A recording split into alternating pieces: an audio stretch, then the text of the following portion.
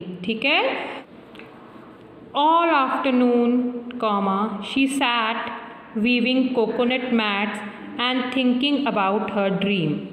बेटा वीविंग का मतलब होता है बुनना, ठीक है। वो क्या बुन रही थी? Coconut mats. All afternoon she set weaving coconut mats and thinking about her dream. पूरी दोपहर वह कोकोनट मैट्स बनाती रही, बुनती रही और अपने सपने के बारे में सोचती रही।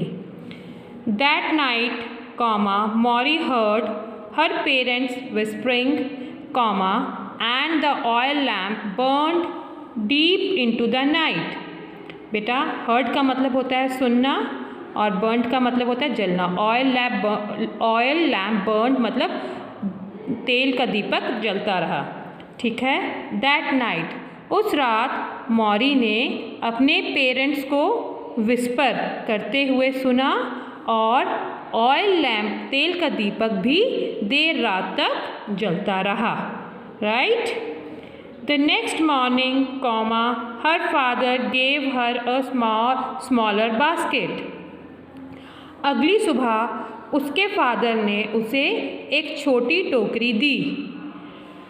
How can we carry all the fish in this little basket? Maury asked. जब मॉरी के फादर ने उसे छोटी बास्केट दी तो मॉरी ने अपने फादर से पूछा, Maury asked how can we carry all the fish in this little basket?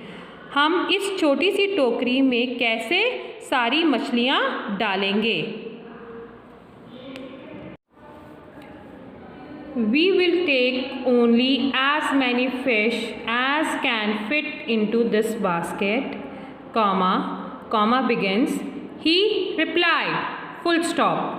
जब मॉरी अपने फादर से ये पूछती है कि हम इस छोटी सी बास्केट में इतनी सारी मछलियाँ कैसे डालेंगे, तो उसके फादर उसे जवाब देते हैं, रिप्लाई करते हैं कि हम सिर्फ उतनी ही मछलियाँ पकड़ेंगे जितनी इस टोकरी में आ जाएंगी, जितनी इस बास्केट में आएंगी, right. Maury was puzzled.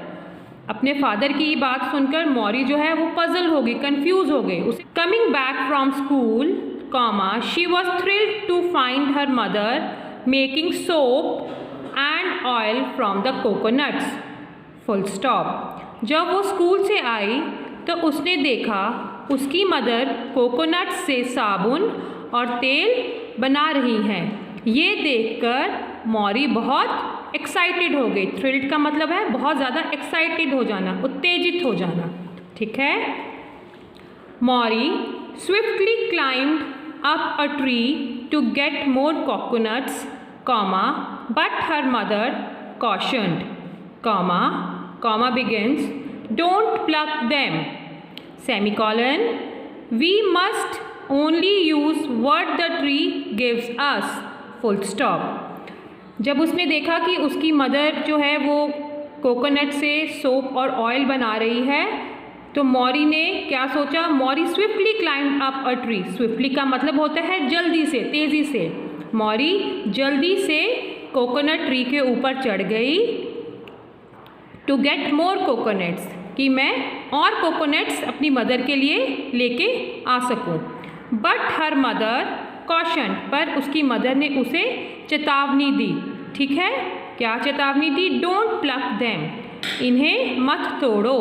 We must only use what the tree gives us, हम केवल उतना ही यूज़ करेंगे जितना पेड़ हमें देते हैं। मतलब जितने पेड़ से कोकोनट नीचे गिरेंगे हम उन्हीं कोकोनट को यूज़ करेंगे, राइट।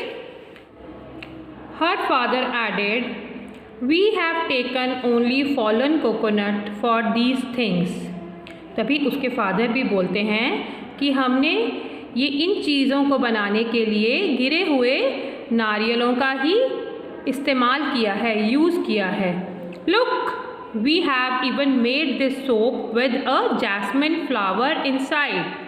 देखो, हमने इस सोप के अंदर जैस्मिन फ्लावर भी यूज़ किया है, right. From that day, the family made brooms from the palm leaves and wove mats from coconut fiber. Full stop. उस दिन से पूरे परिवार ने ताड़ के पत्तों से ब्रूम्स झाड़ू बनाना शुरू कर दिया and wove mat from coconut fibre, और जो कोकोनट के रेशे होते हैं, नारियल के जो रेशे होते हैं, उनसे मैट्स चटाइयाँ बुनना शुरू कर दिया.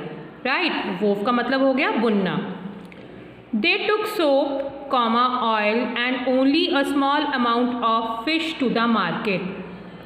वह अब साबुन, तेल और थोड़ी सी मछलियाँ ही बाज़ार में बेचने के लिए लेकर जाते थे. When Maury grew older, जब मौरी बड़ी हो गई, she loved to carve tiny turtles out of coconut shells. मौरी को कोकोनट शेल, जो कोकोनट का बाहर वाला खोल होता है, बाहर का शेल होता है, उस पर कछुए की आकृति बनाना बहुत पसंद था. ठीक है. एंड ऑलवेज वोर वन अराउंड हर नेक, और हमेशा एक अपनी गर्दन में पहने रखती थी. ठीक है. So that is all about this chapter. What you have learn from this chapter that we should take care of nature. हमें नेचर से मिली हुई चीज़ों का अच्छे से यूटिलाइजेशन करना चाहिए. जितना हमें नेचर देती है हमें उतना ही एक्सेप्ट करना चाहिए. ठीक है बेटा. So that is all for today.